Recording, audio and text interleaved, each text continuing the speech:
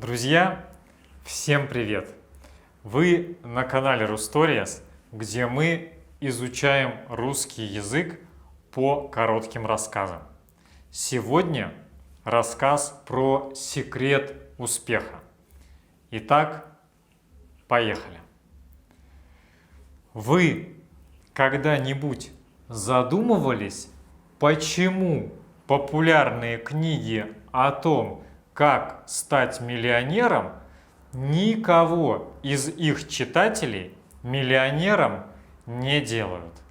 Или почему успешные компании вроде Microsoft, Google или Facebook появляются раз в десятилетие, хотя история их успеха разложена по полочкам, изучена и даже экранизировано в большом кино?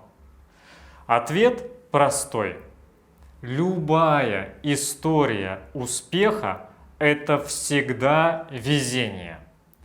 При этом самая ценная информация остается в головах тех, кто успеха добиться не смог. Этот феномен впервые был описан во время Второй мировой войны. Математик Абрахам Вальд изучал расположение пробоин, полученных американскими бомбардировщиками во время выполнения боевых заданий. Чаще всего вражеским огнем были поражены крылья, стабилизаторы и фюзеляж. Меньше всего пробоин приходилось на кабину пилота, двигатели и топливную систему. Казалось бы, укреплять нужно именно те места, которые получили больше всего повреждений.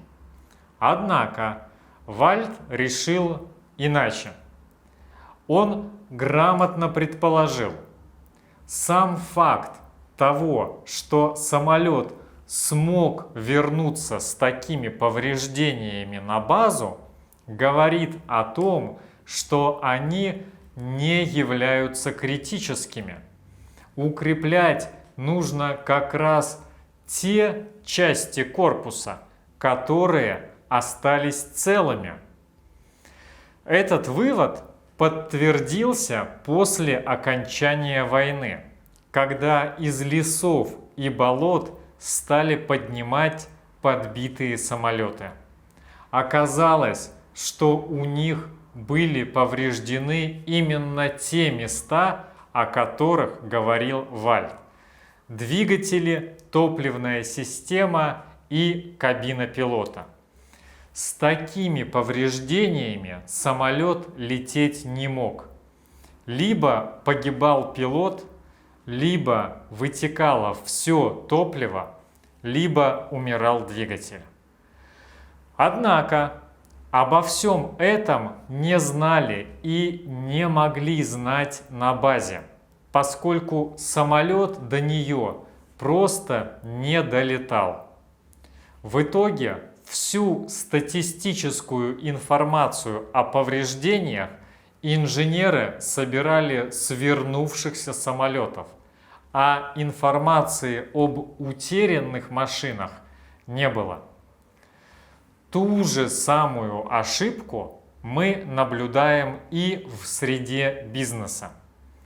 Люди стремятся досконально изучить биографии успешных бизнесменов. Они ходят на их тренинги, покупают их книги о том, как достичь успеха. Но даже в точности, следуя этим советам, успеха не достигают. Причина та же, что и в случае с бомбардировщиками Вальда. В книгах миллионеров собрана самая бесполезная часть информации. Что делать и как себя вести когда условия складываются максимально благоприятно. О том, что делать, когда все оборачивается против тебя, в этих книгах нет ни слова. Получается, что самой полезной информацией обладают люди, которые пытались построить бизнес и прогорели. Но они не пишут книг.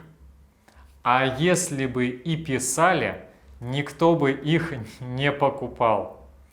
Статистика неумолима. От 90 до 95% всех бизнесов разоряются в первые 5 лет.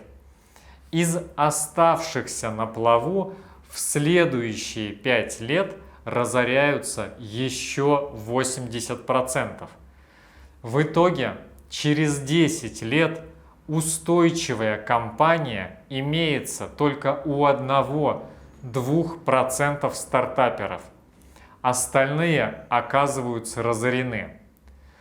При этом 1-2% остались на плаву не потому, что они сделали все лучше всех или просчитали наперед все риски, а просто потому, что оказались в нужное время в нужном месте. Повторить с нуля собственный успех у них уже не получится. А ведь в науке эксперимент, который невозможно повторить, выполняя ту же последовательность действий, называется случайностью. Из этой истории можно вывести такой вывод. Анализируйте чужие ошибки, а не чужой успех. Потому что чужой успех вам все равно не достанется. Зато можно снизить вероятность своих похожих ошибок, что уже половина дела. Друзья, по-моему, очень интересная теория. Что вы об этом думаете? Я буду очень рад, если вы оставите свои мысли в комментариях. Особенно, если вы сделаете это на русском языке. А у меня на сегодня все. Спасибо, что смотрели это видео. До встречи в следующих выпусках. Огромной вам удачи и пока!